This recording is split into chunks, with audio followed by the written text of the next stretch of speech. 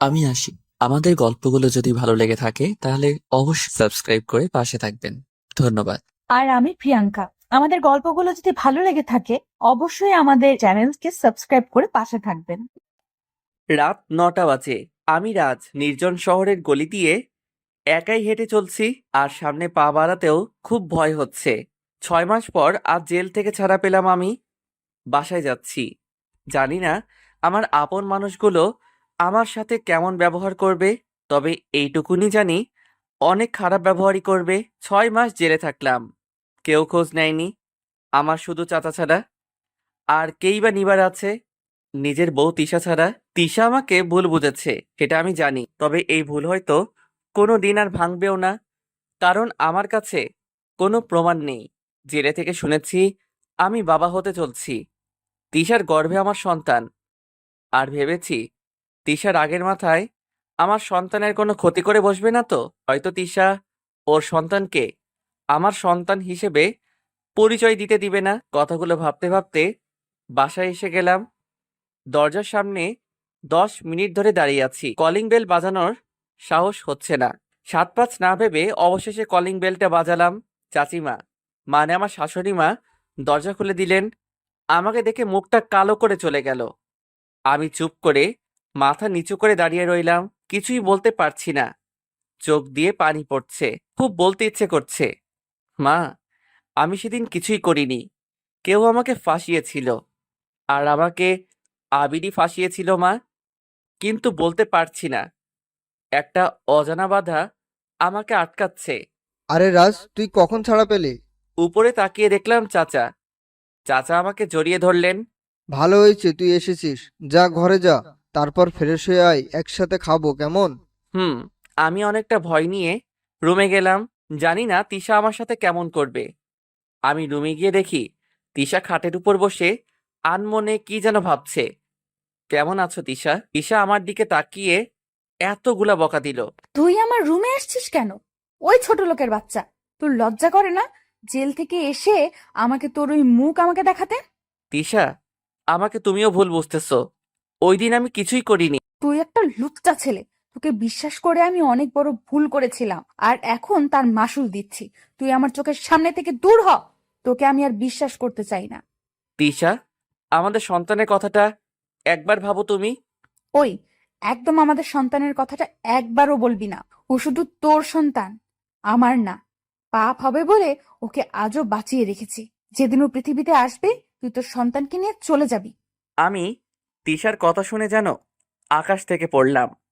আর চাচিমা এসে যা বললেন তা শোনার জন্য আমি মোটেও প্রস্তুত ছিলাম না। রাজ, তুই তুই আমার বাসায় এসেছিস কেন? তোর মুখটাও আমরা দেখতে চাই না। তুই আমাদের কাছে মারা গেছিস। আমার মেয়ে বিধবা হয়ে গেছে। তুই বের হ আমার বাসা থেকে। আমি চুপ করে দাঁড়িয়ে রইলাম। আমি সেদিন কোনো অন্যায় না করলেও সাজানো নাটকের একটা নায়ক হয়েছিলাম, তাই চুপ করে রইলাম। কিন্তু ওই কথাটা শুনতে খুব কষ্ট হলো। আমার মেয়ে বিধবা হয়ে গেছে। আসলেই আমি তিশাকে কষ্ট দিয়ে ফেলেছি। আমি সোফায় শুয়ে ঘুমিয়ে গেলাম। সকালে চাচিমা ডেকে তুললেন, বললেন খেতে আয়। নিজের চোখকে বিশ্বাস করতে পারছিলাম না। ইনি কি রাতে আমাকে বকা দিয়েছিলেন? ফ্রেশ হয়ে নাস্তা করেছিলাম। আমার কোনো কাজ নেই, সারাদিন বাসায় বসে আছি। তিশা আমাকে দেখলেই বকা দেয়, তাই তিশার সামনে যাচ্ছি না, ছাদে বসে আছি। ভাইয়া, আমাকে কয়টা অঙ্ক করে দিবে? কথাটা শুনে চমকে গেলাম। পিছন ফিরে দেখি তামিম। হুম, যা আসতেছি। তামিমকে অঙ্ক করাচ্ছিলাম, কিন্তু অঙ্কও আর মিলাতে পারছি না। তারপর উঠে আসলাম, একটু রুমে গেলাম, দেখলাম তিশা কিছু একটা খুঁজছে। কি খুঁজছো তিশা? আমাকে বলো, আমি খুঁজে দেই। ওই ছোট লোকের বাচ্চা, লুচ্চা, তুই আমার সাথে গা ঘেঁষে কথা বলতে আসবি না, তাহলে তোর খবর আছে। তোমার এইভাবে খুঁজতে কষ্ট হবে, তাই বলছি। এমন করে বকা দাও কেন? হুম। আমার কষ্ট হলে তোর কি? হাইসে দরদ দেখাতে। এবার আমার খুব রাগ হলো, তাই বললাম, আমি তোমার কথা ভেবে আসিনি, আমি আমার সন্তানের কথা ভেবেই আসছি। কি? তোর সন্তান মানে? ও শুধু আমার সন্তান। আমার সন্তানের দিকে হাত বাড়ালে তোর হাত আমি কেটে দিব। এবার আমি খুব অবাক হলাম। কি মেয়ে রে বাবা! তিশা, তুমি তো কালকে বললে আমার সন্তান আমার মতো খারাপ হবে। ওকে আমাকে দিয়ে দিবে। বের হ আমার রুম থেকে। আমিও বাড়াবাড়ি না করে বের হয়ে আসলাম আর একটু মুচকি হেসে দিলাম। এভাবে তিশার বকা শুনে শুনে আমার 7 দিন কেটে গেল। ভাবলাম কিছু একটা করতে হবে, তাই একটা বন্ধুর কাছে গেলাম। আমাকে একটা কাজের ব্যবস্থা করে দিবে বলল, সব পেপারস নিয়ে যেতে বলল। পরের দিন ওর কথা মতো গেলাম আর কাস্টমার সার্ভিসে একটা চাকরিও হলো। চাচা আমার চাকরির কথাটা শুনে অনেক খুশি হলেন। চাচিমা বললেন, তুই যদি কোনোদিনও চাকরি না পাইতিস তবুও আমাদের কোনো দুঃখ ছিল না, কিন্তু আমার মেয়েটাকে দুঃখের সাগরে ভাসিয়ে দিয়েছিস। চাচা তিশাকে আমার চাকরির কথাটা বলল, ও কিছুই বলল না, চুপ করে চলে গেল। চাচিমার কথাটা শুনে অনেক খারাপ লাগলো। এভাবেই চলে গেল 1 মাস। আজকে বেতন হলো, আমার হাতে টাকা, অনেক খুশি আমি। তখনই পুরনো কথা মনে পড়ল। রাজ, সামনের মাসে টিউশনির টাকাটা দিয়ে আমাকে একটা শাড়ি কিনে দিবা? তাই দৌড়ে মার্কেটে গিয়ে একটা নীল শাড়ি কিনলাম তিশার জন্য। তারপর বাসায় আসলাম। তিশা জানালার কাছে বসে আছে। আমি শাড়িটা এগিয়ে দিয়ে তিশাকে বললাম, তিশা, এই নাও তোমার শাড়ি। তিশা আমার দিকে তাকিয়ে একটা মুচকি হাসি দিয়ে শাড়িটা নিল। আমি অনেক খুশি হলাম, ভাবছিলাম, কিন্তু আমার এ হাসি বেশি সময় রইল না। তারপর শাড়িটা আমার মুখের উপর ছুঁড়ে মারল। তিশা, এটা কি করলে তুমি? তুই ভাবলি কি করে ফকিরের বাচ্চা, তোর শাড়ি আমি পরবো? আমি শাড়িটা হাতে নিয়ে রেখে দিলাম। ইচ্ছে করছিল কষে একটা মাইর দেই, কিন্তু চাচা নিষেধ করছে। আমি যেন তিশাকে কিছু না বলি, তাই কিছু বললাম না। সন্ধ্যার সময় চাচা আসলেন। চাচাকে বাকি টাকাগুলো বুঝিয়ে দিলাম, এসে ঘুমিয়ে গেলাম। হঠাৎ সজাগ হয়ে কারো ঘুমড়ানোর আওয়াজ শুনলাম। লাইটটা অন করে দেখি তিশার বেড থেকে আওয়াজটা আসতেছে। আমি তিশাকে ডাক দিলাম, কোনো সাড়া নেই। আমি তিশার কাঁধে ঝাঁকি দিতেই তিশা আমাকে একটা থাপ্পড় বসিয়ে দিল। ওই ছোট লোকের বাচ্চা, তুই আমাকে টাচ করলি কেন? তিশা, তুমি কান্না করছিলে তাই আমি আর কিছু বললাম না। হয়েছে, যা এবার। আমি এসে সোফায় শুয়ে শুয়ে পুরনো কথাগুলো ভাবতে লাগলাম। তিশা আমাকে কতটা বিশ্বাস করত, আমি সব নষ্ট করে দিয়েছি। সবাই নিশ্চয়ই ভাবছেন কি এমন খারাপ কাজ করছি, তাই না? তাহলে আসুন ঘুরে আসি পুরনো দিনগুলোতে কি হয়েছিল। বিয়ের পরেও আমি টিউশনি করাতাম। তিশার বেশি চাওয়া ছিল না, শুধু বলতো পেমেন্ট পেলে তিশাকে একটা শাড়ি কিনে দেই আর একদিন যেন ফুচকা কিনে খাওয়াই। বিয়ে করার আগে দেখতাম তিশা রিক্সা করে কলেজ যেত, কিন্তু বিয়ের পর আমার কাছে টাকা থাকতো না বলে দুজনেই হেঁটেই কলেজ যেতাম। চাচা টাকা দিলেও তিশা দিত না। আমি তিশার এমন বিহেভ দেখে অবাক হতাম, কেননা তিশা বিয়ের আগে মাসে চাচার কাছ থেকে অনেক টাকা নিয়ে নিত। সে আজ এত পরিবর্তন হয়েছে।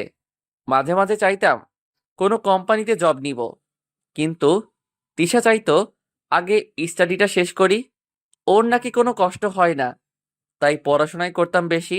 আমি সবাইকে নিয়ে খুব সুখেই ছিলাম, কিন্তু এ সুখ আমার বেশি দিন রইল না। একদিন টিউশনি থেকে বাসায় ফিরে দেখি তিশার কাজিন আবির আসছে। আমি ভিতরে ঢুকতে তিশা বলে উঠল, কি এত লেট করলে কেন? পড়াতে পড়াতে লেট হয়ে গেছে। তারপর তিশা সোফায় বসে থাকা ছেলেটার দিকে ইশারা করে বলল, ও আমার খালাতো ভাই আবির। আর আবিরকে বলল, এ আমার বর রাজ। তিশা আমার একটা হাত ধরে হেসে হেসে বলছিল।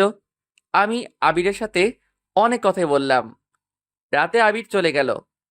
পরের দিন তিশা বলল, আমি আজ কলেজে যাব না রাজ, তুমি যাও। কেন, তোমার শরীর খারাপ? আমি তিশার কপালে হাত দিয়ে বললাম। তিশা হেসে দিয়ে বলল, নো মিস্টার রাজ, আমি একদম ঠিক আছি। তাহলে কলেজে যাবে না কেন? আম্মু আব্বু খালামণিদের বাসায় যাবে, আমিও যাব। তিশার কথা শুনে আমি তাকিয়ে রইলাম। তিশা আবারও বলে উঠল, আরে আবিরদের বাসায়। আমি আর কিছু না বলে কলেজে চলে আসলাম। কলেজে ঢোকার পর মনে হলো কেউ আমাকে ডাকছে। আমি পিছন ফিরে তাকিয়ে দেখি আবির দাঁড়িয়ে আছে।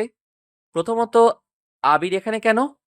আমি যাব না বলে কি নিতে আসছে, নাকি তিশার সাথে দেখা করতে আসছে? প্রশ্নগুলো আমি মনে মনে বললাম। তারপর আবিরের সামনে গেলাম। আপনি এখানে কেন? তোমার সাথে দেখা করতে আসলাম রাজ। আমার সাথে দেখা করতে? কিন্তু কেন? আসো আমার সাথে, কিছু জরুরি কাজ আছে। বলে আবির আমাকে ওর গাড়িতে গিয়ে বসতে বলল। না ভাইয়া, আমার ইম্পর্টেন্ট ক্লাস আছে, অন্যদিন যাব আপনার বাসায়। তাছাড়া তিশা তো যাচ্ছেই। হা হা। আবির আমার কথাগুলো শুনে অট্ট হাসিতে ভেঙে পড়ল। আমি তার হাসির কারণটা ঠিক বুঝতে পারছি না। এমন করে হাসছেন কেন? আরে তোর কথা শুনে তুই ভাবলি কি করে তোকে আমার বাসায় নিয়ে যাব? আমার বাসায় একটা সোফায় বসার যোগ্যতা তো তোর নেই। তিশা যে তোকে কেন বিয়ে করলো সেটাই বুঝতে পারছি না। আমিও মুচকি হেসে বললাম, আপনি বুঝবেনও না কেন করেছে। তো আপনার কথা বলা শেষ হলে আমি এখন যাই। আবির আবারও বলে উঠল। তুই তিশার জীবন থেকে সরে দাঁড়া। আমি তিশাকে ভালোবাসি। আবিরের কথাটা শুনে আমি জোরে হেসে দিলাম। কি ভাই, আমি বউকে ছেড়ে দিব? হুম, আপনাকে ডক্টর দেখানো দরকার। আমি যাই। আমি সামনের দিকেই পা বাড়াতেই আবির বলে উঠল। রাজ, তিশা শুধু আমার, তোকে আমি ঠিক সরিয়ে নিব। আমি আবারও হাসি দিয়ে চলে আসলাম। আবিরের কথাটা সেদিন পাত্তা দিলাম না। তিশাকে বলেছিলাম আবিরের সাথে কথা না বলতে। মেয়েটা অনায়াসে বলে দিল, ঠিক আছে, আর বলবো না। তার 1 মাস পর আমি কলেজে গাছের নিচে বসে বই পড়ছি। তিশা মাঠে বাকি বন্ধুদের সাথে গল্প করছে। আমি পুরোপুরি পড়ায় মগ্ন। এমন সময় কারো কথায় উপরে তাকালাম। দেখলাম সাদিয়া আমার সামনে দাঁড়িয়ে আছে। কিছু বললে আমাকে সাদিয়া? হুম, আমাকে একটু হেল্প করবে রাজ? কি হেল্প বলো? কোনো নোটস লাগবে? আরে না, নোটস না, অন্যরকম হেল্প। আসলে তুমি তো জানো আমি সোহানকে অনেক ভালোবাসি, কিন্তু ও আমাকে পাত্তাও দেয় না। প্লিজ রাজ, সোহানকে বুঝিয়ে বলো। তুমি বললেও ঠিকই শুনবে। দেখো সাদিয়া, এটা সোহানের পার্সোনাল ম্যাটার। আমি কি করব? প্লিজ রাজ, এমন করে বলো না, একটু দেখো। আরে কান্না করছো কেন? সত্যি বলছি, সোহান আমার ভালোবাসা মেনে না নিলে মরে যাব। সত্যি বলছি, আমি কিছু একটা করে ফেলবো। আচ্ছা, আমি সোহানকে বলবো। তাহলে এখনই চলো রাজ। সোহান কোথায় আছে আমি জানি, আর ও এখন একা আছে। প্লিজ রাজ, এইটুকুনি হেল্প করো। কি করব আমি বুঝতে পারছিলাম না। মেয়েটা কান্না করছে তাই যেতে রাজি হলাম, কিন্তু রাজি হওয়াটা আমার জীবনের কাল হয়ে দাঁড়ালো। চলো তাহলে সাদিয়া। আমি বইটা ব্যাগে রেখে সাদিয়ার পিছু চললাম। আর যাওয়ার আগে তিশাকে ইশারা দিলাম, আমার একটু কাজ আছে। সাদিয়া যাচ্ছে, আমি তার পিছু পিছু যাচ্ছি।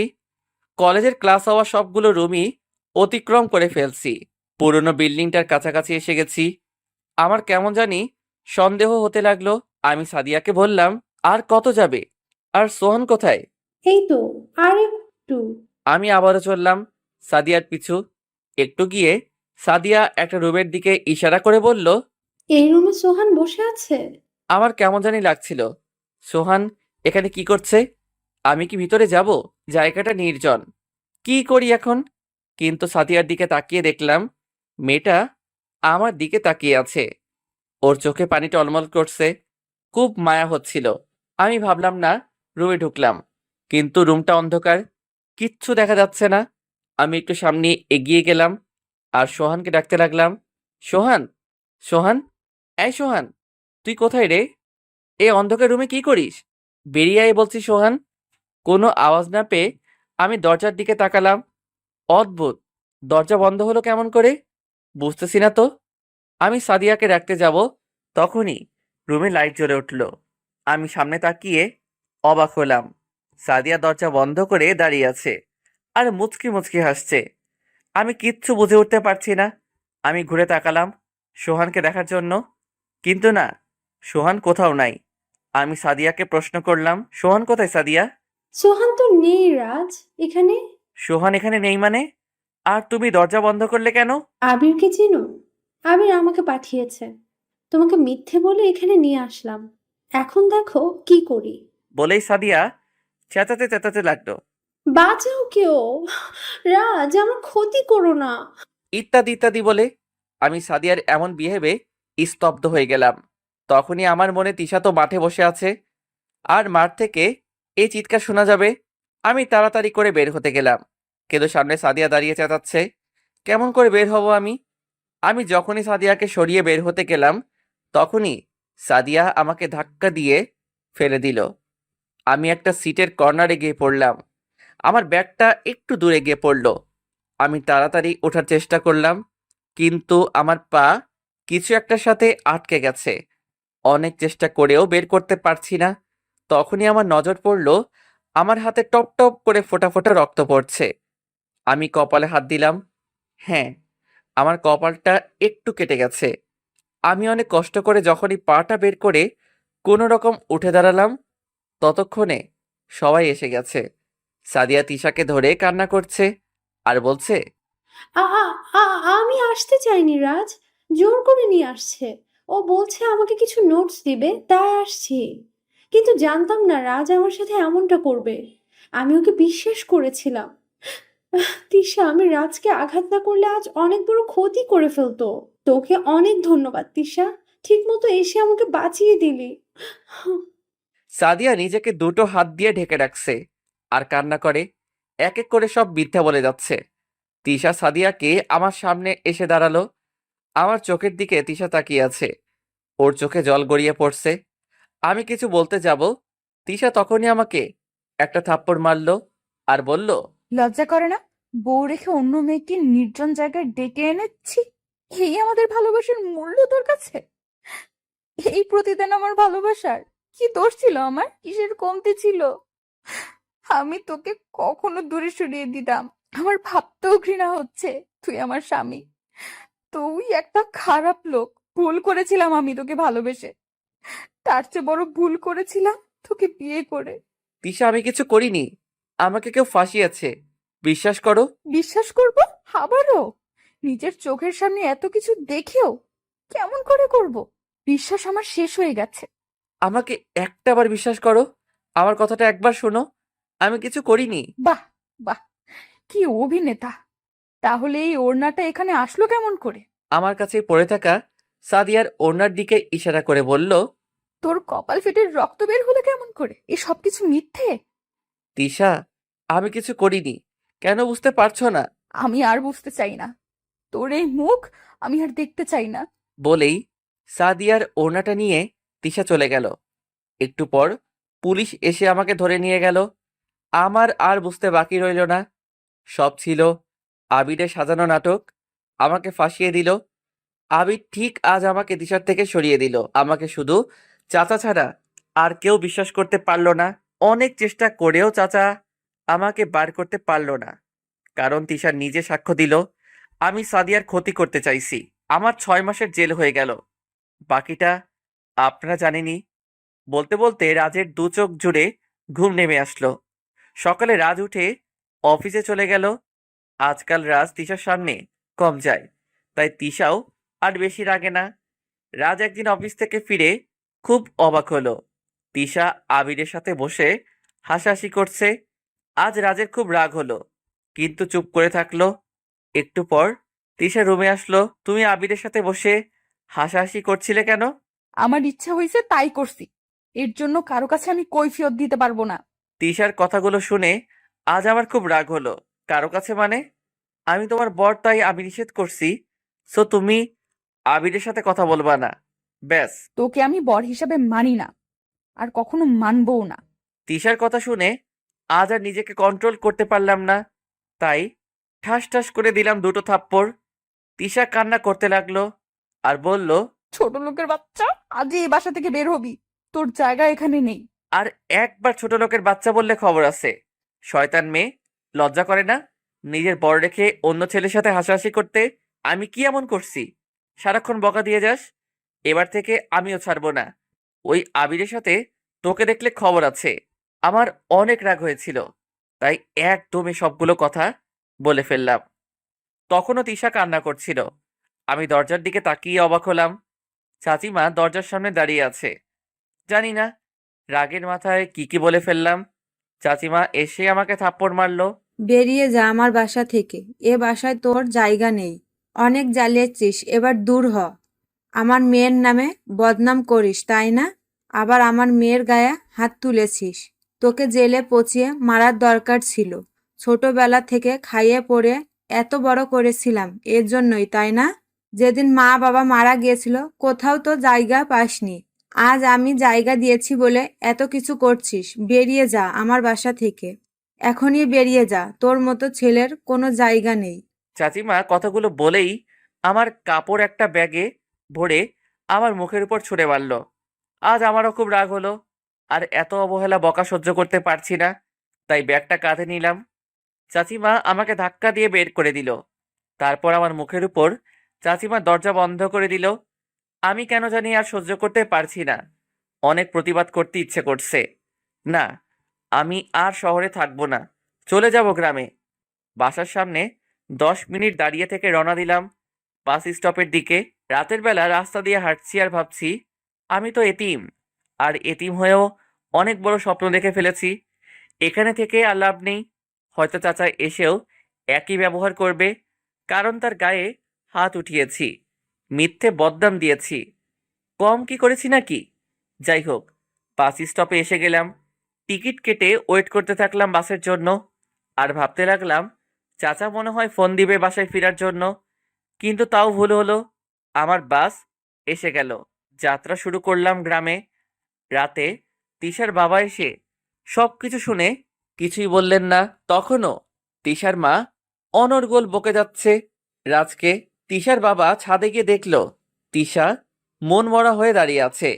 উনি তিশার পাশে দাঁড়ালো আর রাজকে ফোন দিল। ততক্ষণে রাজ ফোন বন্ধ করে দিয়েছে, ফোনটা সুইচ অফ দেখাচ্ছে। তিশা যেন মন মরা হয়ে কি ভাবছে, যা তিশার বাবা ঠিক বুঝতে পারছে। ওর বাবার ডাকে তিশা বাস্তবে ফিরল। তিশা, তোকে কিছু কথা বলতে চাই। বলো বাবা, কি কথা? তুই রাজকে ভুল বুঝেছিস মা। ও নির্দোষ, কিছু করেনি। বাবা, তুমি কাকে নির্দোষ বলছো বলো তো? ওই দিন সাদিয়ার সাথে যা কিছু হয়েছে সব সাজানো নাটক ছিল। আবিরের কথাই সাদিয়া রাজকে ফাঁসিয়েছে, তোর কাছ থেকে রাজকে দূরে সরিয়ে দিয়েছে। কিন্তু কেন? আবির এমন কেন করবে? কারণ আবির তোকে ভালোবাসে। তুমি সব জানলে কেমন করে? রাজ বলেছে তুই খুব কষ্ট দিয়ে ফেললি রাজকে। ছেলেটার কেউ নেই রে মা, তুই ছাড়া। কোথায় গেল এখন কে জানে, ফোনটাও অফ দেখাচ্ছে। বলেই তিশার বাবা চলে গেল। কথাগুলো শুনে তিশার চোখ দিয়ে পানি পড়ছে। কথা বলার ভাষা হারিয়ে ফেলেছে তিশা। কি বলবে? কত খারাপ করেছে রাজের সাথে। তিশা দৌড়ে রুমে গেল আর রাজকে কল দিল। এবার রাজের ফোনে রিং হচ্ছে। তিশা একটু হেসে দিল, মনে মনে ভাবতে লাগলো রাজ কোথাও যায়নি। পর মুহূর্তে তিশার মুখটা মলিন হয়ে গেল, কারণ রাজ ফোন কেটে দিল। তিশা আবারও ফোন দিল, এখন ফোন সুইচ অফ দেখাচ্ছে। সারা রাত তিশা ট্রাই করে গেল, কিন্তু রাজের ফোন বারবার অফ দেখাচ্ছে। তিশা বুঝতে পারল রাজ আজ অনেক বেশি কষ্ট পেয়েছে। কিন্তু আবির এসব করেছে জানতে পারলে রাজের সাথে তিশা কখনো এমনটা করতো না। রাত পেরিয়ে সকাল হয়ে গেল। রাজের ঘুম ভাঙল একটা লোকের ডাকে। রাজ হুড়মুড়িয়ে উঠল। বাস থেমে অটো করে চলে আসলো গ্রামে। বাড়িতে ঢুকতেই রাজের ছোট চাচিমা বলে উঠল, কি রে রাজ, তুই এত সকাল সকাল আসলি যে? রাজ কিছুই না বলে ছোট চাচাতো ভাই আরমানের রুমের দিকে পা বাড়ালো। পিছন থেকে চাচিমা আবারও বলে উঠল, কি রে, তিশা কোথায়? তিশাকে নিয়ে আসলি না? রাজ এবারও চুপ করে রইল। রুমে ঢুকতেই আরমান যেন চমকে উঠল। আরে রাজ ভাইয়া যে, কখন আসলে? রাজ কোনো উত্তর না দিয়ে ব্যাগ রেখে বিছানায় শুয়ে পড়ল। আরমান পড়ার টেবিল থেকে উঠে এসে বলল, ভাইয়া তিশা আপু আসছে নাকি? রাজ এবার আরমানের দিকে একটু রাগী মুডে তাকালো। আরমান আর কিছু না বলেই চলে গেল। ছোট চাচিমা আর আরমান বুঝতে পারল কিছু একটু তো হয়েছে। আরমান চুপ করে তিশাকে ফোন দিল। হ্যালো তিশা আপু। হুম, বলো আরমান। আপু বাসায় কি কিছু হয়েছে? রাজ ভাইয়া আসলো এখন, কিন্তু কারোর সাথে কথা বলছে না। রাজ গ্রামে গেছে? হ্যাঁ তো, একটু আগে আসলো। আপু কিছু হয়েছে? হুম, অনেক কিছু। কি হয়েছে আপু বলো। তারপর তিশা আরমানকে সবকিছু বলল। আপু চিন্তা করো না, ভাইয়া ঠিক চলে যাবে। আমি আম্মুকে বলি তাহলে, রাখি তাহলে। আরমান ফোন রেখে ওর আম্মুকে সবকিছু বলল। তাহলে রাজকে কিছু বলিস না আরমান, ও চুপ করেই থাক। তিশা দৌড়ে গিয়ে ওর বাবাকে বলল, আব্বু, রাজ গ্রামে গেছে। ও গ্রামে চলে গেছে, তাহলে চিন্তা করিস না, চলে আসবে। কিন্তু তিশা কিছুতেই শান্তি পাচ্ছে না। আব্বু চলো, গ্রামে গিয়ে রাজকে নিয়ে আসি। আমি অনেক অন্যায় করেছি, প্লিজ আব্বু চলো। দরকার হলে আমি যাব, তুই রেস্ট কর। একদম টেনশন করবি না, তোর শরীরটা ভালো না। বাবার কথা শুনে কিছুটা শান্তি পেলেও মুহূর্তেই মন খারাপ করে ফেললো। কত বকা দিয়েছি রাজকে, নিজের সন্তানকেও বকা দিয়েছি আমি। আমি কত নিষ্ঠুর হয়েছি। তিশা ওর পেটে হাত দিয়ে বলল, মাফ করে দিস, আব্বুটা, তোর পচা আম্মুটাকে। রাজ একটু ঘুমানোর পর উঠে চাচিকে বলল, ছোট মা, অনেক ক্ষুধা পাইছে, খেতে দাও তো। তুই রুমে গিয়ে বস, আমি নিয়ে আসছি। না ছোট মা, রান্না করেই বসে খাবো। এখানে বসে খাবি? তুই রুমে যা, আমি টেবিলে খাবার দিচ্ছি। এতিমের আবার টেবিলে খাবার? দাও তো। বলেই রাজ নিচে বসে পড়ল। ওর ছোট মা এতিম কথাটা শুনে এক দৃষ্টিতে রাজের দিকে তাকিয়ে আছে। তারপর বলল, তুই এতিম কে বলেছে রাজ? আমরা কি মারা গেছি? খেতে দাও তো। এতিমকে এতিম বলবে না তো কি বলবে? আর এতিম শুনতে খারাপ লাগে না, বরং ভালোই লাগে। শুনতে শুনতে এতিম শব্দটাই ভালো লাগে। রাজ খাবার খেয়ে বেরিয়ে গেল। গ্রামের ছোটখাটো বাজারে গিয়ে ওর ছোটবেলার বন্ধু সজীবের সাথে দেখা করলো। আমাকে কোনো একটা কাজ দিবি সজীব, যে কোনো ধরনের কাজ হলেই চলবে। তোর মাথা খারাপ নাকি? এত পড়াশোনা করছস, এখন এই সব কাজ করবি? তোর করার মতো কাজ এখানে নাই। তুই যে কাজ করিস তাই করব আমি, প্লিজ না করিস না। আমি ট্রাক থেকে মাল নামাই, তুই পারবি নাকি? আমি পারবো, তুই আমাকে কাজটার ব্যবস্থা করে দে। আমি তোর কাছে এইটুকু চাইছি, এ এতিমকে একটু সাহায্য কর। রাজ, তোর মাথা ঠিক আছে তো? আর কি হচ্ছে বলতো? সব শুনলে কাজ দিবি তো? দিব, আগে বল। শোন তাহলে। তারপর রাজ সজীবকে সবকিছু বলল। সজীব কি বলবে বুঝতে পারছে না। রাজের জোরাজোরিতে কাজে নিল। রাজ আজ প্রথম অনেক কষ্টের কাজ করছে। সজীব ওকে বারবার না করছে, কিন্তু রাজ আর কারো বোঝা হয়ে থাকতে চায় না। সারাদিন কাজ করে রাজ 500 টাকা পাইল। তা নিয়ে বাড়ির দিকে পা বাড়ালো। রাজের ছোট বা সারাদিন রাজকে খুঁজেছে। সন্ধ্যায় বাড়িতে ফিরলে তিনি খুব অবাক হলেন। রাজের গা ভর্তি ময়লা। রাজ, তোর এ অবস্থা কেন? সারাদিন কোথায় ছিলি তুই? আমি কাজে গিয়েছিলাম সজীবের সাথে। এই নাও টাকা। রাজ ওর ছোট মার হাতে টাকাগুলো গুজে দিয়ে গোসল করতে চলে গেল। গোসল করে এসে রাজ শুয়ে আছে। এমন সময় ছোট মা এসে বলল, রাজ, তুই এমন কাজ কেন করতে গেলি? আমরা কি বলেছি তোকে কাজ করতে যেতে? রাজ হাউমাউ করে কেঁদে উঠল। ছোট মা, এ পৃথিবীতে আমার কেউ নেই, খুব এতিম আমি। আর এতিমদেরকে কেউ ভালোবাসতে পারে না। সবাই বুকে তুলে নিলেও আবার অবহেলা করে দূরে সরিয়ে দেয়। জানো ছোট মা, আমি যে এতিম, তিশার যোগ্য নই, তা ভুলেই গেছিলাম।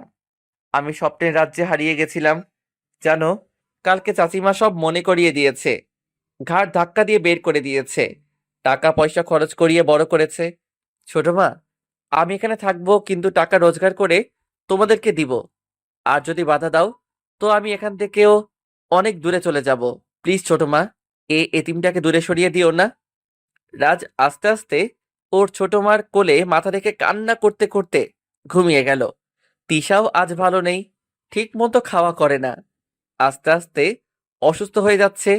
এটা দেখে তিশার বাবা ছুটে চললেন গ্রামে।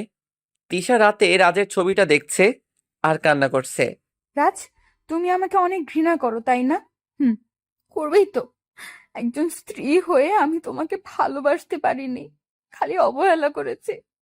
সব সময় ছোট লোকের বাচ্চা বলে ডেকেছি। আমি তোমার কাছে কখনো গিয়ে দাঁড়াতে পারবো না। কোন মুখ নিয়ে দাঁড়াবো বলো? আমি যে অনেক অন্যায় করেছি। আমি তোমাকে অনেক দূর থেকেই ভালোবাসবো। তোমাকে ফিরে আসতেই হবে। আমি আর তোমার সন্তানের জন্য হলেও আসতেই হবে। কতদিন ফোন বন্ধ করে রাখবে বলো? আসতেই হবে। পাশ থেকে তিশার মা এসে বলল, তুই এভাবে কান্না করলে চলবে বল? বাচ্চাটার ক্ষতি হবে। এবার তো কিছু খেয়ে নে। তোর বাবা গ্রামে গেছেন, রাজ ঠিক চলে আসবে। তিশা ওর মাকে জড়িয়ে ধরে কান্না করে দিল। তিশা সেই বিকেলে একটু ছাদে উঠেছে। তখনই আবির আসলো আর গিয়ে দাঁড়ালো তিশার পাশে। তিশা আবিরকে দেখেই রাগে ফুলতে লাগলো। তুই এখানে এসেছিস কেন শয়তান? তুই আমার সবকিছু শেষ করে দিয়ে এখন কেন আসছিস? তোকে মেরে ফেললেও আমার প্রতিশোধ নেওয়া শেষ হবে না। আবির তিশার কথা শুনে হাসতে লাগলো। তিশা আবিরের হাসি শুনে অবাক হলো। সে সুযোগ আর হবে তিশা বেবি? আগে তোমার পেটের বাচ্চাটাকে শেষ করব, তারপর ওই রাজকে। কথা হলো, আমি তোমাকে চাই। এটা তো দুঃস্বপ্ন, কখনো পূরণ হবে না। তুই আমার মনের রাজের জন্য একটু একটু ঘৃণা সৃষ্টি করেছিস। বলেই তিশা পাশ থেকে একটা লাঠি নিয়ে যখন আবিরকে আঘাত করতে গেল, আবির তিশাকে ধরে ফেলল। তিশার মুখে একটা রুমাল চেপে ধরল। তিশা মুহূর্তেই ঘুমিয়ে গেল। আবির গাড়িতে করে তিশাকে নিয়ে চলে গেল তার বিশাল বড় বাংলোতে। তিশাকে নিয়ে একটা রুমে রাখা হলো। তিশা যখন চোখ খুলল তখন দেখলো কোন একটা অন্ধকার রুমে আছে। অনেক পানির পিপাসা পেয়েছে। একটু পরে দরজা খুলে কেউ ভিতরে প্রবেশ করলো। তিশা স্পষ্ট দেখতে পেল এটা আবির। হাই তিশা বেবি, কেমন আছো তুমি? আবির, আবির আমাকে কিছু খেতে দাও, আমাকে কিছু খেতে দাও, আমার বাবুটা অনেক ছটফট করছে। আবির প্লিজ। তিশার বাবা গ্রামে গিয়ে রাজকে অনেক বোঝালো, কিন্তু রাজ আসতে রাজি নয়। রাজের কান্না সহ্য করতে না পেরে তিশার বাবা ফিরে চলল। পিছন থেকে রাজ বলে উঠল, চাচা, একটা কথা ছিল। বল, কি কথা? আমার সন্তানকে দেখে রেখো। আমি কোনোদিন তিশার সামনে গিয়ে দাঁড়াবো না। তুমি তিশাকে দেখে রেখো। তিশার বাবা আর কিছু বলতে পারল না। বলবে বা কি করে? তিশা তো রাজকে কম কষ্ট দেয়নি, তবুও বলে গেল। তিশা অনেক কান্না করে, পারলে চলে আসিস। তিশা এভাবে ডিপ্রেশনে থাকলে তোদের সন্তানেরই ক্ষতি হবে। রাগ আর অভিমান কমলে চলে আসিস। তোর জন্য আমার বাড়ির দরজা সবসময় খোলা থাকবে। যখনই তিশার বাবা চলে আসবে তখনই তার ফোনটা বেজে উঠল। রিসিভ করতেই ওই পাশ থেকে তিশার মা কান্না করতে করতে বলল, তিশাকে কোথাও খুঁজে পাওয়া যাচ্ছে না, বাসায় তো ছিল, এখন নেই। পুরো বাসা খুঁজেছি, কোথাও নেই। তিশার বাবা আর কথা না বাড়িয়ে তাড়াতাড়ি বেরিয়ে আসলেন। রাজ রাতে শুয়ে শুয়ে ভাবতে লাগলো, তিশার কিছু হলো না তো? রাজ ওর ফোনটা অন করলো। সাথে সাথে অনেকগুলো এসএমএস আসলো। রাজ এসএমএস গুলো পড়ে কান্না করে দিল। প্রতিটা এসএমএস পাঠিয়েছে তিশা। রাজের কেমন জানি খারাপ লাগছে, তাই এসএমএস গুলো না পড়েই ফোনটা রেখে দিয়ে ঘুমিয়ে গেল। রাতে তিশা খিদের জ্বালায় ছটফট করছে। আবির রুমে ঢুকে তিশার হাতে খাবার দিলেই তিশা খেয়ে নিল। আবির আমাকে ছেড়ে দাও প্লিজ। সেটা কি করে হয় তিশা বেবি? আমি যে তোমাকে অনেক ভালোবাসি, আমি তোমাকে বিয়ে করবো ডার্লিং। শয়তান, তুই জানোস না বিবাহিত, আমি অন্তঃসত্ত্বা, তারপর কেন এমন করছিস? কালকের মধ্যে তোমার এই সন্তান পৃথিবীতে আসবে, বাট মৃত। আর এই অগ্রিম খবর সবার আগে জানবে তোমার বর রাজকে। বলেই আবির তিশাকে একটা থাপ্পড় মারল আর বলল, তোর অবস্থা এমন করব যা দেখে তোর বাবা চিন্তা করতে পারবে না আবির কতটা খারাপ। তোর বাবা আমার সাথে অনেক বড় প্রতারণা করেছে, তার মাসুল এখনই তুই দিবি। বলেই আবির চলে আসলো। তিশা আবিরের কথা বুঝতে পারছে না, ওর বাবা আবিরের সাথে কিসের প্রতারণা করেছে যার জন্য আবির আমার সন্তানকে মেরে ফেলতে চায়। তিশা আস্তে আস্তে বেশি অসুস্থ হয়ে যাচ্ছে। না, আমাকে সুস্থ থাকতে হবে আমার সন্তানের জন্য। তিশার বাবা বাসায় ফিরে অনেক জায়গায় খুঁজলো, থানায় গিয়ে পুলিশকেও জানালো, আবিরের খোঁজ নিল। যতদূর সম্ভব জানতে পারলো আবির দেশে নেই, চলে গেছে 10 দিন আগে।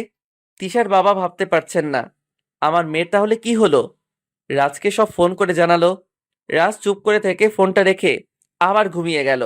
রাতে তিশা বাংলোর পিছনে দরজা দিয়ে পালালো। অনেকটা পথ তিশা পাড়ি দিয়েছে। তিশা আচমকা হেসে দিল, আবির আমার সন্তানের কিছুই করতে পারবে না। কিন্তু তিশা আর হাঁটতে পারছে না, পাগুলো অবশ হয়ে গেল। তাই একটা গাছের নিচে বসে ঘুমিয়ে গেল। যখন তিশার ঘুম ভাঙলো তিশা আবিরের সেই বাংলোতে। ওয়েলকাম মাই সুইট হার্ট, সুপ্রভাত তিশা বেবি। তিশা বুঝতে পারছে না এখানে আসলো কি করে। তুমি কেমন করে ভাবলে পালিয়ে যাবে আমার কাছ থেকে? এত সোজা না তিশা, তুমি কখন আমার কাছ থেকে ছাড়া পাবে না। খেয়ে নাও, আজই তোমার সন্তানের শেষ দিন। বলেই আবির চলে গেল। তিশা আল্লাহকে ডাকতে লাগলো। আল্লাহ, তুমি আমার সন্তানকে বাঁচাও, একবার রাজের কাছে ক্ষমা চাওয়ার সুযোগ করে দাও। রাত সকালে উঠে কাজে চলে গেল, কিন্তু আজ রাজ কাজে তেমন মন বসাতে পারছে না, কেমন জানি করছে। যা লক্ষ্য করেছে সজীব। কি রে রাজ, কিছু হয়েছে? না রে, বলেই রাজ কাজ করতে লাগলো। হঠাৎ করে রাজের ফোনে একটা এসএমএস আসলো। রাজ এসএমএসটা দেখে থমকে গেল। নাম্বারটা আবিরের, আর এসএমএসটা হলো, রাজ, তোর তিশা এখন আমার কাছে, আর তোর সন্তানেরও শেষ সময়, পারলে ঢাকায় চলে আয়। রাজ বুঝতে পারল তিশাকে পাওয়া যাচ্ছে না, এটা সত্যি। এতদিন ভেবেছিল রাজ হয়তো আমি যাতে ফিরে যাই তাই এসব বলছে। রাজ তাড়াতাড়ি করে আবিরের নাম্বারে কল দিল। সাথে সাথে আবির রিসিভ করলো আর বলল, মিস্টার রাজ, আপনি ঢাকায় আসেন, পরে কথা হবে। বলেই আবির ফোনটা কেটে দিল। রাজ কিচ্ছু বলার সুযোগ না পেয়ে আবার কল দিল, কিন্তু ওই পাশ থেকে বলছে আপনার ডায়ালকৃত নাম্বারটিতে এই মুহূর্তে সংযোগ হচ্ছে না। রাজ ঠাস করে পড়ল। কাজের ফাঁকে যা লক্ষ্য করলো সজীব। কি রাজ, কি হয়েছে? রাজ সজীবকে সবকিছু বলল। তুই আজই ঢাকায় যা ভাই, তিশাকে বাঁচা। তোর সন্তানকে বাঁচাবি তো নাকি? রাজ তাড়াতাড়ি বাড়িতে ময়লা কাপড় ছেড়ে রেডি হয়ে রওনা হলো ঢাকার উদ্দেশ্যে। গাড়িতে থেকেও রাজ অনেকবার কল দিল আবিরকে, কিন্তু এখনো একই কথা বলছে। তিশা ভয় কান্না করছে। আবির বলেছে ও আমার সন্তানকে মেরে ফেলবে। হে আল্লাহ, তুমি আমাকে আর আমার সন্তানকে বাঁচাও। এমন সময় আবির আসলো আর বলল, ভেবেছিলাম তোমার সন্তানকে আজকেই মেরে ফেলবো, কিন্তু না, তোমার বর আসছে ঢাকায়। আমার পাওনা টাকা আদায় করে তোকে এমন শাস্তি দিব তিশা, তুই ভাবতেও পারবি না। বলেই তিশাকে আবির আরেকটা থাপ্পড় মারলো। তিশা কান্না করতে করতে বলল, আমার সাথে তোর কিসের এত শত্রুতা বল? কেন এমন করছিস? শত্রুতা তোর সাথে নয়, তোর বাবার সাথে। উনি আমাকে ঠকিয়েছেন, আমার সাথে বিজনেস করে টাকা মেরে দিয়েছে। আমিও টাকা আদায় করেই ছাড়বো, না হলে তোকে শেষ করে ফেলবো। বলেছিল তোকে আমার সাথে বিয়ে দিবে, সেখানেও ঠকিয়েছে। কি ভেবেছে তোর বাবা আমি কাউকে ছাড়বো না? বলে আবির টেবিলে ঘুষি মারল। তিশা কান্না করছে আর বলছে, আব্বু এতটা নিচে নেমে গেছে? কেন এমন বেইমানি করলো আব্বু? রাজ রাত 10টায় বাসায় পৌঁছালো। তিশার বাবা মা রাজকে দেখে অবাক। চাচিমা কান্না করে বলে উঠল, সত্যি তুই অনেক বেইমান। একটু কথা বলেছি তাই এভাবে চলে গেলি? আমায় ক্ষমা করে দিস বাবা। চাচিমা তুমি এসব কি বলছো? ঠিকই, তুই আমার মেয়েকে এনে দে।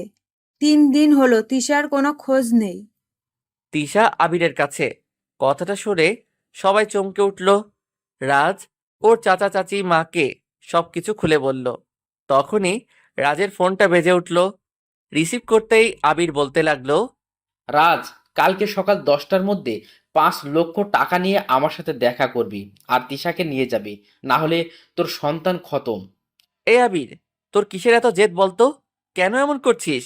তোর শ্বশুর আমার টাকাগুলো অনায়াসে মেরে দিয়েছে, সেই 5 লক্ষ টাকা আমি ফেরত চাই। আমি অ্যাড্রেস টেক্সট করে দিচ্ছি, চলে আসবি সকাল 10টা। আবির ফোন কাটার পর রাজ ওর চাচাকে জিজ্ঞেস করলো, কিসের টাকা আপনার কাছে যা আবির চাচ্ছে? 5 লক্ষ টাকা দিলেই ও তিশাকে ছেড়ে দিবে বলছে। আমি আর আবির একসাথে বিজনেস শুরু করছিলাম। ওর কাছ থেকে আমি অনেক টাকা মেরে দিয়েছি, যার জন্য ও আমার পরিবারের একের পর এক ঝামেলা লাগিয়ে যাচ্ছে। ঠিক আছে, আমি টাকা দিব, আমার মেয়েকে ছেড়ে দিতে বলো।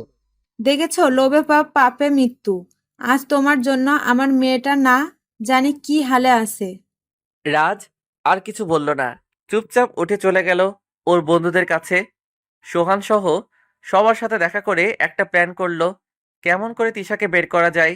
শোন, আবিরকে তুই এখন কল দিবি আর বলবি আমি তিশার সাথে কথা বলবো। তো তিশাকে তো ও তিশাকে দিবে। আমরা ওর নাম্বার ট্যাগ করে লোকেশন ঠিক করে নিব। সো কালকে তুই যখন আবিরের সাথে দেখা করবি, ওই লোকেশন অনুযায়ী আমরা সেখানে গিয়ে তিশাকে নিয়ে আসব। কারণ আবির তিশাকে নিয়ে তোর সাথে দেখা করবে না, এটা কনফার্ম। পরেরটা পরে দেখা যাবে। সোহানের কথার সাথে সাথে সবাই একমত হলো। রাজ আবিরকে কল দিয়ে তিশার সাথে কথা বলতে চাইলো। আবির তিশাকে ফোন দিতেই তিশা কান্না করে বলতে লাগলো। রাজ প্লিজ আমাকে নিয়ে যাও, আমার জন্য না হলেও আমাদের সন্তানের। বলতেই আবির ফোনটা নিয়ে নিল আর বলল, ঠিক ঠিক মতো চলে আসবি। কোনো পুলিশ বা চালাকি যদি করিস তো দেখবি আমি কত খারাপ হই। রাজ ওকে বলে রেখে দিল। সোহান ইশারা দিয়ে জানালো কাজ হয়েছে। পরের দিন সকাল 10টায় রাজ একটা ব্যাগ নিয়ে দাঁড়িয়ে আছে আবিরের জন্য। একটু পর একটা কালো গাড়ি করে আবির আসলো। আবিরকে দেখেই রাজ বলল, তিশা কোথায়? আরে আছে, আগে তো টাকাগুলো দে। রাজ আবিরের কথা শুনে মুচকি হাসতে লাগলো। রাজের ফোনে একটা এসএমএস আসলো। সোহান লিখেছে, ভাই তিশাকে পেয়ে গেছি, ওকে নিয়ে বাসায় যাচ্ছি, তুই শালাকে সাইজ কর। রাজ জোরে জোরে হাসতে লাগলো। তখন আবির বলল, হাসছিস কেন? সাথে সাথে পুলিশ এসে আবিরকে ধরে ফেললো। তখনই আবির বলল, রাজ, ভুলে যাস না তিশা কিন্তু আমার কাছে। রাজ বলতে লাগলো, তুই এখানে আসার সাথে সাথে আমার বন্ধুরা তিশাকে বাড়ি নিয়ে চলে গেছে। তিশা এখন ওর বাবা মার কাছে। আবির রাজের কথা শুনে রাগে কটমট করতে লাগলো। পুলিশ আবিরকে নিয়ে যাওয়ার সময় আবির আবারও বলল, দেখে নিব তোকে রাজ, আমাকে বেশি দিন আটকে রাখতে পারবে না। আর তখন আমার সাথে করা চিটিংবাজির পুরো প্রতিশোধ নিব। দেখব তখন তিশা তোকে কি করে বাঁচায় আর তুই কি করে নিজের বউকে বাঁচিয়ে নিস। পুলিশ টানতে টানতে আবিরকে নিয়ে গেল। রাজ আবিরের কথাগুলো শুনে মুচকি হাসছিল আর বলল, আরে জানা বাবা, যখন সময় আসবে তখন দেখা যাবে। তখনই রাজের বন্ধুরা আসলো আর বলল, দোষ, তিশা ভাবি একদম ঠিক আছে, তুই কোনো চিন্তাই করিস না তো। কিন্তু দোষ, আমাদের একটা আবদার তোকে রাখতেই হবে। কি আবদার বল? আমি অবশ্যই রাখার জন্য চেষ্টা করব। তোরা আমাকে হেল্প করলি। বেশি কিছু না দোষ, শুধু আমাদেরকে তোর বাড়িতে একদিন খাওয়াতে হবে, তাও আবার তিশা ভাবির হাতের রান্না, তাহলেই হবে। ওই শালা, তুই খালি খাই খাই করিস কেন? আরে বুঝতে পারছিস না, এতে দুটো উপকার হবে। কি উপকার হবে শুনি? তিশা ভাবি তো তোর সাথে রাগ করে আছে, আমাদেরকে দাওয়াত করে খাওয়ালে দুজনের মান অভিমানটাও কমবে। এই তোর বুদ্ধি আছে বটে, মানতে হবে। ওকে একদিন আমার বাড়িতে দাওয়াত দিব। রাজ আর তার সব বন্ধুরা মিলে হাসাহাসি করছিল। ঠিক তখনই রাজের ফোনটা বেজে উঠল। রাজ ফোনটা হাতে নিয়ে দেখে চাচার ফোন। রিসিভ করা মাত্রই ওই পাশ থেকে চাচা বলে উঠল, রাজ তুই কোথায়? তাড়াতাড়ি হাসপাতালে চলে আয়, আমরা তিশাকে নিয়ে হাসপাতালে আসছি। চাচা, তিশা ঠিক আছে তো? আগে তো আসবি। চাচা, আসতেছি। রাজ ওর বন্ধুদের নিয়ে তাড়াতাড়ি হাসপাতালে গেল। তিশার বাবা মা ওটির সামনে ওয়েট করছে। চাচা, তিশা ঠিক আছে তো? তখনই ভিতর থেকে নার্স বেরিয়ে আসলো। মিস্টার রাজ, আপনার জন্য গুড নিউজ আছে। আপনার মেয়ে হয়েছে। রাজের মুখে মুচকি হাসি ফুটে উঠল।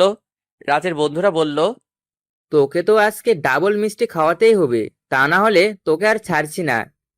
রাজ ভিতরে গিয়ে দেখলো তিশা শুয়ে আছে। রাজ যখনই ওর মেয়েটিকে তুলে কোলে নিবে, তখনই তিশা বলে উঠল, ওই, তুই আমার মেয়েকে কোলে নিবি না। ও শুধু আমার মেয়ে, আর কারো নয়। তিশার কথাটা শুনে সবার মুখের হাসি যেন 1 মিনিটে দূর হয়ে গেল। কি বলছিস মা? তোর মেয়ের বাবা রাজ? সবকিছু তো আবিরের জন্যই হয়েছে, তারপরও রাজকে অপমান করছিস কেন? মা, তুমি এখানে কথা বলবা না। যা কিছু করার আমি করব। রাজ আমাদের বাড়িতে আর থাকতে পারবে না। ও গ্রামের বাড়ি চলে যাবে। সাথে সাথে আমিও যাব, আর আমার মেয়েও। তিশা কি বলছে ঠিক কেউ বুঝে উঠতে পারছে না। রাজও আহাম্মক হয়ে দাঁড়িয়ে আছে। তিশা সবার মুখের দিকে তাকিয়ে হাসছে। সবাই ভয় পেয়ে গেল, তাই না? তখন সবাই বুঝতে পারলো তিশা সবার সাথে মজা করছে। রাজ আর তিশার মেয়েকে একে একে সবাই কোলে নিল। 3 দিন পর তিশাকে বাড়ি নিয়ে গেল। অনুষ্ঠান করে তিশা আর রাজের মেয়ের নাম রাখা হলো রোজা। ওই দিন রাজের সব বন্ধুদেরকে দাওয়াত করে খাওয়ানো হলো। একদিন তিশার কথা শুনে রাজ খুব অবাক হলো। রাতে তিশা রাজের পায়ে পড়ে বলল, তুমি আমাকে ক্ষমা করে দাও রাজ। আমি তোমাকে অনেক অপমান করেছি। রাজ তিশাকে তুলে বলল, আমার কিছুই মনে নেই। তিশা রাজকে জড়িয়ে ধরে কান্না করে দিল। রাজ আবারও তার অফিসে জয়েন করলো। রাজ, তোমাকে একটা কথা বলি। বলো তিশা, কি বলবে? সেদিন সাদিয়া কি বলে তোমাকে ডেকে নিয়ে গেছিল? রাজ অনেকটা সময় তিশার দিকে তাকিয়ে থেকে বলল, সোহানের কথা বলে। ঠিক আছে, তুমি অফিস যাও। কিছু হয়েছে কি? হঠাৎ আজকে সাদিয়ার কথা বলছো? না, কিছু না। রাজ রোজাকে কোলে নিয়ে আদর করে অফিস চলে গেল। এইদিকে তিশা মনে মনে হাসছে। রাজকে সাদিয়ার কথা বললেই কেমন ভয় পায়। আর মাত্র 5 দিন বাকি পড়েই আসছে রাজ তিশার বিবাহবার্ষিকী। এই 5 দিন আগে থেকে রাজের সাথে আমার ঝগড়া বাঁধতে হবে। তারপর রাজকে সাডেনলি সারপ্রাইজ দিব। তিশা সবকিছু রেডি করে রাখলো। রাজ বিকেলে বাসায় ফিরল। রাজ আজ তিশার ব্যবহার দেখে খুব অবাক হলো। হঠাৎ তিশা এমন করছে কেন? রাজ বুঝতে পারছে না। রাজ খাবার খেয়ে রুমে গেল। তিশা মুখটা গোমড়া করে বসে আছে। রোজা কান্না করছে। এইদিকে তিশার কোনো ভ্রুক্ষেপই নেই। কি ব্যাপার তিশা? রোজা কান্না করছে আর তুমি চুপ করে বসে আছো যে? তাতে আমার কি? তোমার মেয়ে তুমি দেখে রাখবে। আমার মেয়ে মানে? আমাদের দুজনেরই তো মেয়ে রোজা। হইছে, তুমি তোমার মেয়েকে নিয়ে আমার সামনে থেকে যাও। কি হয়েছে তিশা? বলবা তো? কেন এমন করছো? আমার খাবারটাও দিলে না। কিচ্ছু হয়নি তো। তিশা রুম থেকে চলে আসলো। আসার আগে দেখলো রাজ রোজাকে কোলে নিয়ে আনমনে কি যেন ভাবছে। তিশা একটা মুচকি হাসি দিয়ে চলে আসলো। রাজ ভাবতে লাগলো, তিশা এমন করছে কেন? আমাকে তিশা অবহেলা করুক, তাতে কিছু যায় আসে না, কিন্তু রোজাকে অবহেলা করছে কেন? রাজ রোজাকে ঘুম পাড়িয়ে দেয়, তারপর চাচাকে ফোন দেয়, কারণ তারা কয়েকদিনের জন্য গ্রামে গেছেন। রাজ জানে চাচারা কবে আসবে। তারপর রাত শুয়ে ঘুমিয়ে গেল। সকালে উঠে দেখলো তিশাও পাশ করে ঘুমিয়ে আছে। রাজ বুঝতে পারলো তিশা কিছু একটা নিয়ে ক্ষেপে আছে। রাজ রোজাকে তুলে হাত মুখ ধুয়ে নিল। রোজা এখন একটু দাঁড়াতে পারে মাত্র, একটু আম্মু আর আব্বুও বলতে পারে। রাজ তো অবাক। ছোট রোজা আদো আদো করে আব্বু ডাকে। তারপর রাজ তিশার কাছে রোজাকে রেখে অফিসে চলে যায়। তিশা রোজাকে খাবার খাইয়ে নেয়। তারপর ওর বান্ধবী নিহাকে ফোন দেয়। নিহাকে নিয়ে তিশা শপিং করে। আসার সময় তিশা রাস্তায় আবিরকে দেখে। আবিরকে দেখে তিশা সামান্য ভয় পায়। রাজকে আবিরের কথা বলবে ভেবে পরে আর বলে না। তিশা ওদের বিবাহ বার্ষিকী পালন করার জন্য সমস্ত আয়োজন করে নেয়, কিন্তু রাজকে কিছুই বুঝতে দেয় না। ওইদিকে রাজ ভাবতে থাকে তিশা কেন এমন করছে। রাজ বিকেলে বাসায় যায়। আজও তিশা রাজের সাথে কথা বলে না। রাজ তিশাকে জিজ্ঞাসা করে, তিশা, তুমি এমন করছো কেন আমার সাথে? কি করেছি বলবা তো? রাজ অবাক হয়ে আছে তিশার কথা শুনে, কারণ রাজ অফিসে কোনো মেয়ের সাথে তেমন কথাই বলে না। তিশা তোমার কথা ভুল হচ্ছে। হয়েছে, তোমাকে আর ভালো সাজতে হবে না। রাজ ভেবে পাচ্ছে না তিশা কাকে নিয়ে সন্দেহ করছে। এইভাবেই 5 দিন কেটে গেল। তিশা ভাবছে কালকে রাজকে সারপ্রাইজ দিব। পরের দিন তিশা রাজের জন্য ওয়েট করতে লাগলো, কিন্তু রাজের ফেরার নাম নেই। রাজ তো কখনো এমন করে না। তিশা রাজকে ফোন দিল, কিন্তু ফোনটা অফ দেখালো। তিশা এবার খুব চিন্তায় পড়ে গেল। রাজ কি রাগ করলো নাকি? তিশা একের পর এক ফোন দিতেই থাকলো। তখনই কলিং বেলের আওয়াজ হলো। তিশা মুখেই আনমনে হাসি ফুটে উঠল। তিশা তাড়াতাড়ি করে দরজা খুলে দেখলো ওর বাবা মা আসছে। তিশার মুখটা ক্ষণিকের জন্য মলিন হয়ে গেল। তিশার বাবা মা রোজাকে নিয়ে কথাবার্তা বলতে লাগলো। এমন সময় তিশার ফোনটা বেজে উঠল। তিশা এবারও অনেক আগ্রহ নিয়ে ফোনটা দেখে আবারও নিরাশ হয়ে গেল, কারণ আননোন নাম্বার দেখে। অবশেষে তিশা ফোনটা রিসিভ করলো। Hi Tisha baby, how are you? তিশার আর বুঝতে বাকি রইল না কে কথা বলছে। ওই শয়তান, তুই আমাকে ফোন দিয়েছিস কেন? কুল বেবি কুল, তোমার প্রাণের স্বামী রাজ এখন আমার কাছে, পারলে তুমি এসে নিয়ে যাও। আমি ঠিকানাটা টেক্সট করে দিচ্ছি। আর হ্যাঁ, পুলিশকে ফোন দিয়ে ভুল করবেন না কিন্তু। তিশা কিছু বলার আগেই আবির ফোন কেটে দিল। সাথে সাথে একটা এসএমএস আসলো, তাতেই ঠিকানা দেওয়া আছে। তিশার ওর বাবা মাকে সবটা বলল। তারপর রোজাকে ওর মায়ের কাছে রেখে রেডি হয়ে চলে গেল রাজকে বাঁচাতে। তিশা জানে আবির তিশাকে পেলে রাজকে ছেড়ে দিবে। যাওয়ার আগে তিশার বাবা পুলিশের কথা বললেন, কিন্তু তিশা না করলো। আবির তিশাকে মাত্র 1 ঘন্টার মধ্যে পৌঁছাতে বলছিল, কিন্তু তিশা তার আগেই পৌঁছে গেল। তিশা দেখলো আবির রাজকে বেঁধে রাখছে। আবির, এবার রাজকে ছেড়ে দে, আমি এসেছি। ছাড়বো কি তুমি নিয়ে যাবে? তিশা, তুমি এখানে কেন আসছো? তিশা কোনো কথা বলছে না। তিশা, তুমি চলে যাও বলছি। এই শয়তানের কাছে ধরা দিও না। আজ তোর বউকে আমি অনেক আদর করব, যার চিৎকার তুই এখান থেকে শুনতে পাবি, কিন্তু আফসোস কিছু করতে পারবি না। তিশা, তুই শুনতে পাচ্ছ ও কি বলছে? তিশা কি করবে বুঝতে পারছে না। তবে ও আজ আবিরের কাছে হার মেনে গেল। তিশা রাজকে বাঁচাতেই আবিরের দেখানো একটা রুমে গেল। পিছন থেকে তিশা রাজের চিৎকার শুনতে পাচ্ছিল, তবুও দাঁড়ানোর মতো কোনো রাস্তা পেল না। মনে মনে বলতে লাগলো, হে আল্লাহ, তুমি আমাকে এই দিনটা দেখার জন্য আমাকে বাঁচিয়ে রাখছো। রাজ ভাবতে লাগলো তিশা ওই ঘর থেকে বাঁচাও বলে চিৎকার করবে, আর আমাকে এখান থেকে তা শুনতে হবে। তিশা যেই রুমটায় আছে আবির সেই রুমে গেল, আর রাজ মনে মনে আল্লাহকে বলল, হে আল্লাহ, তুমি আমার তিশাকে বাঁচাও। ঠিক সেই সময় রাজ কান্নার আওয়াজ শুনতে পেল। তবে এটা তিশার কান্নার আওয়াজ না, এ তো আবির কান্না করছে। আবির শুধু বলছিল, ওমা বাছাও জলে গেল। রাজ কিছু বুঝতে পারছে না আবির কেন কান্না করছে। এমন সময় দেখতে পেল ওর 2 বন্ধু রাজকে পাহারা দেওয়া ছেলেগুলোকে মারছে। রাজ অবাক হয়ে শুধু দেখছে। তিশা আবিরকে লাঠি দিয়ে উদম কেলাতে কেলাতে বাইরে নিয়ে আসছে। আবির ওর 2 চোখ ধরে কান্না করছে। রাজের বন্ধুরা রাজের বাঁধন খুলে দিল আর বলল, ভাবি দিন, বেশি করে। তিশা আবিরকে অনেক মারছে, আর আবির শুধু বলছে, ও বোন ছেড়ে দাও, আমাকে পুলিশে দাও, আমি আর জীবনে কোনো মেয়ের দিকে তাকাবো না। আগে বল, আমার আর রাজের মধ্যে বাধা হয়ে দাঁড়াবে কোনোদিন? না বোন, আর কোনোদিন এমন করব না। তিশা তখনও আবিরকে মারছে। রাজ গিয়ে তিশাকে থামালো। পুলিশ এসে আবির ও তার ছেলেদেরকে ধরে নিয়ে গেল। রাজ এখনো বুঝতে পারছে না তিশা আবিরকে কি করলো। ও ওইভাবে চোখ ধরে কান্না করছিল। তখনই তিশা বলল, আমি বাসা থেকে মরিচের গুঁড়ি নিয়ে আসছিলাম। আবির যখন আমাকে ধরতে গেল, আর আমি গুঁড়িগুলো ওর চোখে মারলাম, কাজ হয়ে গেল। রাজ তিশার কথা শুনে হা করে তিশার দিকে তাকিয়ে রইল। তিশা রাজের বুকটা অফ করিয়ে দিয়ে বলল, এবার বাড়ি চলেন।